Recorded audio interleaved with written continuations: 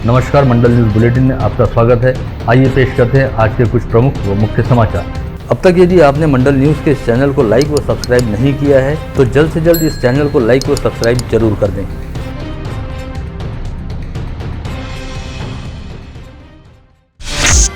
आज अमरावती जिले में कोविड संक्रमण को लेकर हालात पहले की तुलना में कुछ और अधिक विस्फोटक कहे जा सकते हैं। बीते 24 घंटे के दौरान जिले में 611 पॉजिटिव मरीज पाए गए हैं। इसके साथ ही जिले में अब कुल संक्रमितों की संख्या ने 1 लाख के स्तर को पार कर लिया है, क्योंकि अब कुल संक्रमितों की संख्या 1,04,80 पर जा पहुंची है। ऐसे में कहा जा सकता है कि कोविड वायरस इस समय अमरावती जिले में लखपति हो गया है। बीते 24 घंटे के दौरान अमरावती जिले में 611 नए संक्रमित मरीज पाए जाने के साथ ही जिले में एक्टिव पॉजिटिव मरीजों की संख्या बढ़कर 2,828 हो गई है। इन एक्टिव पॉजिटिव मरीजों में मनपा क्षेत्र के 1,831 तथा ग्रामीण क्षेत्र के 997 मरीजों का समावेश है। इसमें से 61 मरीज कोविड अस्पताल में भर्ती हैं। वहीं मनपा क्षेत्र में 1,788 और ग्रामीण क्षेत्र में 979 मरीजों को होम आइसोलेशन में रखा गया है। राहत वाली बात यह भी है कि बीते 24 घंटे के दौरान 201 मरीज कोविड मुक्त हुए। बीते 24 घंटे के दौरान जिले में 2037 संदिग्धों के थ्रोट स्वैब सैंपलों की जांच की गई, जिसमें से रिकॉर्ड 30% की टेस्ट रिपोर्ट पॉजिटिव आई है। यह इस समय का सर्वाधिक पॉजिटिविटी रेट है। वहीं इस समय कोविड संक्रमित मरीजों के कोविड मुक्त होने का प्रमाण घटकर 95.59% के स्तर पर जा पहुंचा है। विगत 24 घंटे के दौरान संभाग में 1,964 कोविड संक्रमित मरीज पाए गए, जिनमें अकोला के 429, यवतमाल के 309, बुल्ढाना के 423 तथा वाशिम के 192 मरीजों का समावेश है। राहत वाली बात यह भी है कि बीते 24 घंटे के दौरान संभाग में 869 मरीज कोविड मुक्त हुए, जिनमें अकोला के 246, यवतमाल के 134, बुल्ढाना के 215 व वाशिम के 67 व्यक्तियों का समावेश है। इसके अलावा पिछले 24 घंटे में संभाग के अकोला जिले में कोविड संक्रमण की वजह से 2 संक्रमितों की मौत हुई है। जिले की सांसद नवनीत राणा विगत 3 दिनों से देश की राजधानी नई दिल्ली में है। वहीं गत रोज उनके पति व विधायक रवि राणा भी मुंबई से निकलकर दिल्ली पहुंचे, जहां पर कोविड सदृश लक्षण दिखाई देने और कुछ असहज महसूस होने पर दोनों पति पत्नी ने अपनी कोविड टेस्ट कराई, जिसकी रिपोर्ट पॉजिटिव आई है। इससे पहले भी कोविड संक्रमण की पहली लहर के दौरान राणा दंपति कोविड पॉजिटिव पाए गए थे। वहीं संक्रमण की तीसरी लहर के दौरान अब वे दोबारा इस वायरस के संक्रमण की चपेट में आ गए हैं। गत रोज राष्ट्रवादी कांग्रेस पार्टी द्वारा आगामी चुनाव को ध्यान में रखते हुए पार्टी के प्रदेश उपाध्यक्ष संजय खोड़के को अमरावती संभाग के समन्वय की जिम्मेदारी सौंपी गई, जिसके बाद मुंबई से अमरावती पहुंचते ही संजय खोड़के ने शहर व जिले के राकापा पदाधिकारियों के साथ एक बैठक करने के साथ ही एक पत्रवार्ता को संबोधित किया। इस पत्रवार्ता में संजय खोड़के ने कहा कि किसी समय अमरावती शहर से जिले में राष्ट्रवादी कांग्रेस पार्टी बेहद मजबूत स्थिति में थी और स्थानीय स्वायत्त निकायों में पार्टी की सत्ता भी थी, लेकिन कालांतर में हालात बदल गए और हालात के साथ स्थिति भी बदल गई। लेकिन अब एक बार फिर राजनीतिक हालात बदले हैं, अतः बिखराव वाली स्थिति को बदलते हुए राष्ट्रवादी कांग्रेस को एक बार फिर पहले की तरह मजबूत स्थिति में लाने का काम किया जाएगा। इसके लिए पार्टी द्वारा उन पर जो जिम्मेदारी सौंपी गई है उसके लिए वे पूरी कसौटी पर उतरकर काम पूरा करेंगे। आणि 5 विभागामध्ये जे काम करायचं आहे त्याची सुरुवात आजपासूनच करण्यात आलेली आहे। आमचे अमरावती शहराचे जे अध्यक्ष होते राजेंद्र महाले, त्यांनी बरेच दिवस पार्टीला कळवलं होतं की बा ही जबाबदारी कोणावर तरी द्या, मी हे काम फार काही बँकेचं आणि हे काम मी करू शकत नाही।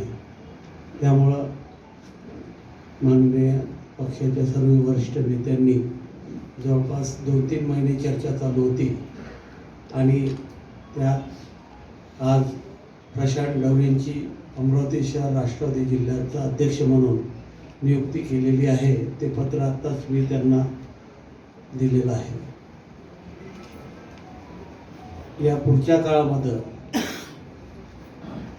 5 जिल्ह्यात आणि अमरावतीमध्ये पक्षाचं संघटन जे आहे ते मजबूत करण्याचं काम जिल्ह्याचे सर्व जुने जाणते पदाधिकारी, सर्व नेते व सर्व हितचिंतक या सर्वांना सोबत घेऊन आज अमरावतीमध्ये आम्हाला जे चॅलेंज आहे राष्ट्रवादीचं, कारण आज जर पाहिलं तर महानगरपालिका म्हणा किंवा जिल्हा परिषदमध्ये त्या प्रमाणात पक्षाचं प्रतिनिधित्व फार मोठ्या प्रमाणात कुठे नाही आहे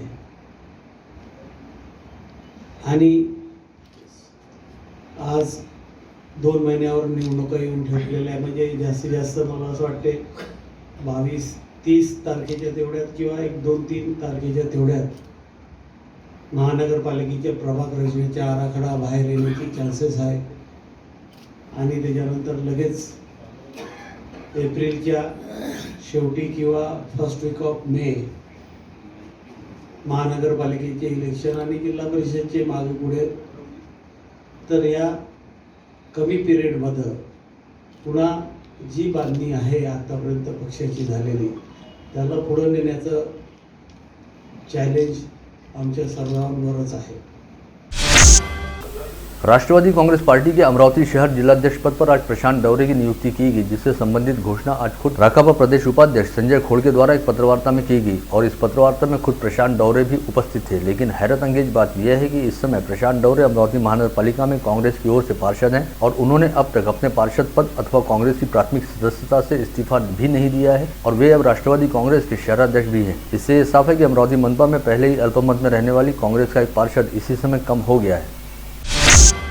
आज यहां बुलाई गई पत्रकार परिषद में संत कंवरराम धाम ट्रस्ट एवं पूज्य पंचायत कंवर नगर की ओर से वासुदेव नौलानी द्वारा बताया गया कि समूचे विश्व में बसे सिंधी समाज के आराध्य अमर शहीद संत कंवरराम साहब की गद्दी पर उनके प्रपौत्र साईं राजेश लाल साहिब को चतुर्थ ज्योत संत के तौर पर आगामी 24 फरवरी को गद्दीनशीन किया जाएगा। इस उपलक्ष्य में समीपस्थ भानखेड़ा रोड पर साकार होने जा रहे जरवार स्थित संत कंवरराम धाम में भव्य दिव्य पैमाने पर साईं राजेश लाल साहिब का गद्दीनशीनी कार्यक्रम आयोजित किया जा रहा है, जिसमें राष्ट्रीय स्वयंसेवक संघ के सरसंघ चालक मोहन भागवत, हिमालय स्थित बद्रिकाश्रम धाम के शंकराचार्य वासुदेवानंद सरस्वती तथा अंजनगांव सूर्य स्थित देवनाथ मठ के पीठाधीश्वर आचार्य जितेंद्र महाराज प्रमुख अतिथि के तौर पर उपस्थित रहेंगे। साथ ही इस आयोजन में देश विदेश के संत समाज व श्रद्धालु जनों द्वारा भी अपनी उपस्थिति दर्ज कराई जाएगी। आने वाली 24 फरवरी को संत कंवरराम जन्मोत्सव अप्रैल में 13, 14, 15 को मनाया जाता था।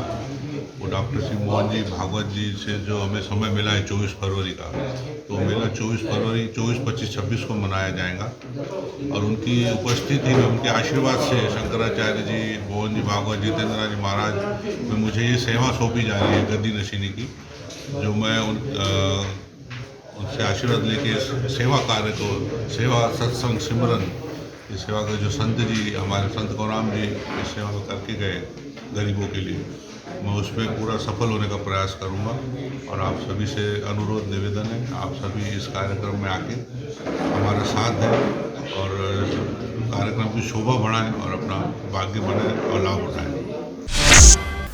विगत 2 वर्षों के दौरान 5 बार समयावधि प्राप्त कर चुके बाजार समिति संचालकों को एक बार फिर 3 माह की समयावधि दी गई है, जिससे संबंधित आदेश गत रोज ही सहकार पणन व वस्त्रोद्योग विभाग द्वारा जारी किए गए। यह आदेश जिले की 12 में से 9 बाजार समितियों के लिए लागू होगा और इन बाजार समितियों का मौजूदा संचालक मंडल 23 अप्रैल 2022 तक कार्यरत रहेगा। वहीं नांदगांव खंडेश्वर, धामनगांव रेलवे व अंजनगांव सुरजी में प्रशासक राज कायम रहेगा। राज्य के स्वास्थ्य मंत्री बालासाहब थोराट द्वारा जानकारी दी गई कि इससे पहले महज 1 वर्ष की अवधि के लिए दिए जाने वाले रेती घाटों के ठेके में रेती उत्खनन को लेकर कई तरह की दिक्कतें सामने आती थी। ऐसे में अब 3 से 5 वर्ष की कालावधि के लिए रेती घाटों की नीलामी की जाएगी। इस हेतु संबंधित नीतियों में बदलाव किया गया है और राज्य में विगत कुछ माह से बंद पड़े रेती घाटों की नीलामी को अब दोबारा शुरू करने का निर्णय राज्य सरकार द्वारा लिया गया है। गत रोज 1 दिवसीय दौरे पर अमरावती पहुंचे बसपा प्रदेशाध्यक्ष संदीप ताजने ने स्थानीय सरकारी विश्राम गृह पर बसपा पदाधिकारियों और कार्यकर्ताओं को संबोधित करते हुए कहा कि बहुजन समाज पार्टी के पदाधिकारियों और कार्यकर्ताओं को मनपा के अगले चुनाव हेतु अभी से तैयार होना चाहिए और महानगरपालिका पर बसपा का झंडा फहराते हुए नीले झंडे वाला महापौर बनाने हेतु आपसी प्रतिस्पर्धा और गुटबाजी को भूलकर पार्टी को मजबूत करना चाहिए। स्थानीय परिचर्या प्रशिक्षण संस्था में जीएनएम फर्स्ट ईयर की छात्रा रहने वाली नशरा फातिमा राजदार खान विगत 17 नवंबर से नियमित तौर पर प्रशिक्षण के लिए महाविद्यालय में उपस्थित हो रही थी, लेकिन विगत 10 जनवरी को महाविद्यालय की प्राचार्य ने इस छात्रा की उम्र कम रहने का कारण बताते हुए उसे मौखिक तौर पर प्रशिक्षण के लिए आने से मना कर दिया और हाजिरी रजिस्टर से उसके नाम को भी काटकर हटा दिया। यह बात पता चलते ही कांग्रेस के प्रदेश सचिव आसिफ तवक्कल ने गत रोज जिला शल्य चिकित्सक डॉक्टर श्याम सुंदर निकम से मुलाकात की और संस्था की प्राचार्य पर मनमानी का आरोप लगाते हुए पूरे मामले की जाँच करने और संदेहितों के खिलाफ कार्रवाई करने की मांग उठाई। बीते 1 सप्ताह से अमरावती शहर सहित जिले में वायरल बीमारी ने बड़ी तेजी से पैर फैलाने शुरू किए हैं और इस समय लगभग प्रत्येक घर परिवार में 2 से 3 लोग बीमार पड़े हुए हैं, जिसकी वजह से कुल मिलाकर हालात ऐसे हैं कि मानो पूरा जिला ही मौसमी बुखार की जकड़ में है, जिसके चलते सभी सरकारी व निजी अस्पताल मरीजों से भरे हुए हैं, जहाँ पर सर्दी खांसी व बुखार से पीड़ित मरीजों को भर्ती रखा गया है। स्थानीय जिला सामान्य अस्पताल में मरीजों की भीड़ बढ़ जाने की वजह से अब एक बेड पर 2 से 3 मरीजों को भर्ती करना पड़ रहा है। यहाँ पर वायरल फीवर के मरीजों के इलाज हेतु कुल 6 वार्ड निश्चित किए गए हैं, जहाँ पर अब बेड कम पड़ने लगे हैं। अमरावती जिले के चिखलदरा क्षेत्र में बड़े पैमाने पर कॉफी उत्पादित की जाती है। साथ ही चिखलदरा में उत्पादित होने वाली कॉफी की समूचे राज्य में जबरदस्त मांग भी है। इस कॉफी के अलग स्वाद को अच्छा खासा पसंद भी किया जाता है, लेकिन इन दिनों चिखलदरा के कॉफी बागान सरकारी अनदेखी व उदासीनता का शिकार है। ब्रिटिश राज के दौरान अंग्रेज अधिकारियों ने यहाँ के अनुकूल मौसम को देखते हुए इस पर्वतीय क्षेत्र में कॉफी बागान स्थापित किए थे, किंतु अंग्रेजों के जाते ही यह बागान सरकारी उदासीनता व अनदेखी का शिकार हो गए। अन्यथा यहाँ किसानों के पास कॉफी के रूप में आय का एक नया पर्याय भी उपलब्ध हो सकता था। यदि इन बागानों को राजस्व दिया जाता है तो स्थानीय लोगों को आज भी बड़े पैमाने पर रोजगार मिल सकता है। जिला निर्वाचन विभाग की ओर से ब्रांड एम्बेसडर के रूप में चुनी गई कक्षा 9वीं की छात्रा मंजरी अलोने ने कहा है कि आगामी 25 जनवरी को हम राष्ट्रीय मतदाता दिवस मनाते हैं और 18 वर्ष से अधिक आयु वाले सभी व्यक्तियों ने मतदाता सूची में अपना नाम दर्ज कराना चाहिए और निर्वाचन प्रक्रिया में बतौर मतदाता भाग भी लेना चाहिए। देश की आज़ादी की लड़ाई में केवल 20 वर्ष की आयु में अपने प्राणों की आहुति देने वाले सिंधी समाज के गौरव तथा देश के वीर सपूत अमर शहीद हेमू कालानी का पुतला रामलखन संकुल सिंधी चौक पर स्थापित किया जाए, इस आशय की मांग को लेकर पूर्व पार्षद भूषण बंसोड़ ने आज जिलाधीश व निगमायुक्तों को ज्ञापन सौंपा। मुर्तियापुर के एक लॉज में ले जाकर 15 वर्षीय नाबालिग युवती के साथ बलात्कार किए जाने के मामले की सुनवाई करते हुए विशेष सत्र न्यायाधीश वीडी पिंपलकर की अदालत ने सोनोरी बपुरी निवासी आरोपी रिजवान शाह को दोहरे उम्र कैद की सजा सुनाई है। फ्रेजरपुरा पुलिस थाना अंतर्गत किरण नगर परिसर में रहने वाले उपेंद्र मनोहर भूमत खेड़े नामक युवक की शराब के नशे में घर की ऊपरी मंजिल से नीचे गिर जाने के चलते मौत हो गई। देवेंद्र भूमत खेड़े मूलतः तिवसा तहसील अंतर्गत वाठोड़ा केनी गांव का निवासी था और बचपन से में ही उसके माता की मौत हो जाने के चलते उसकी बुआ उसे अपने साथ लेकर अमरावती चली आई थी। यहीं पर देवेंद्र छोटे से बड़ा हुआ, किंतु विगत कुछ दिनों से उसे शराब की लत लग गई थी। बीती रात शराब के नशे में धुत देवेंद्र घर की ऊपरी मंजिल से नीचे गिर पड़ा, जिसमें उसकी मौके पर ही मौत हो गई। फ्रेजरपुरा पुलिस ने मर्ग दाखिल करते हुए मामले की जाँच शुरू की है। फ्रेजरपुरा पुलिस थाना क्षेत्र के यादव कैफे लाइन परिसर निवासी नरेंद्र जनार्दन इंगले को उनकी सिम KYC अपडेट करने के लिए मैसेज प्राप्त होने के बाद क्विक सपोर्ट नामक ऐप पर क्लिक करने के बाद उनके SBI अकाउंट से 1,91,010 रुपए निकालकर ऑनलाइन धोखाधड़ी किए जाने का मामला सामने आया है। पुलिस ने अज्ञात आरोपी के खिलाफ धोखाधड़ी का अपराध दर्ज कर उसकी तलाश शुरू की है। गाड़गीनगर पुलिस थाना क्षेत्र के योगीराज नगर निवासी एवं पेशे से होमगार्ड प्रफुल्ल जयगुरु भुसारी के घर के दरवाजे का ताला तोड़कर चोरों ने घर में चोरी का प्रयास किया, लेकिन घर में कोई मूल्यवान वस्तु उनके हाथ में नहीं लगी। मामले की शिकायत मिलते ही पुलिस ने अज्ञात चोरों के खिलाफ अपराध दर्ज कर कार्रवाई शुरू की है। विवाह को 4 वर्ष बीत जाने के बाद भी पति और ससुराल के सदस्य किसी न किसी बहाने अपनी बहू को प्रताड़ित करते थे। इससे परेशान होकर बहू ने फांसी लगाकर आत्महत्या कर ली। मृत महिला के भाई की शिकायत पर पुलिस ने पति योगेश्वर भूरे, ससुर यज्ञेश्वर भूरे व सास के खिलाफ अपराध दर्ज कार्रवाई शुरू की है। पुलिस आयुक्त के विशेष दस्ते ने नागपुरी गेट पुलिस थाना के कमेला ग्राउंड परिसर में तथा गाड़गीनगर पुलिस थाना क्षेत्र के अपर वर्दा वसाहत में चल रहे 2 जुआ अड्डों पर छापामार कार्रवाई करते हुए कुल 11 आरोपियों को गिरफ्तार करने में सफलता हासिल की। इन दोनों कार्रवाई में करीब 26,540 रुपए का माल बरामद किया गया है। नागपुर के अजनी पुलिस थाना क्षेत्र के रामेश्वरी में आज सुबह 9:30 बजे के आसपास सुरेश झिंगटे नामक व्यक्ति ने अपनी पत्नी के चेहरे पर एसिड फेंक कर उसे गंभीर रूप से घायल कर दिया। झिंगटे पति पत्नी के बीच करीब 3 वर्षों से आपसी वाद विवाद चल रहा था। आप देख रहे थे मंडल न्यूज बुलेटिन। हमारे चैनल को लाइक करें, शेयर करें और हाँ, सब्सक्राइब करना ना भूलें। कल होगी आपसे फिर मुलाकात, तब तक के लिए धन्यवाद।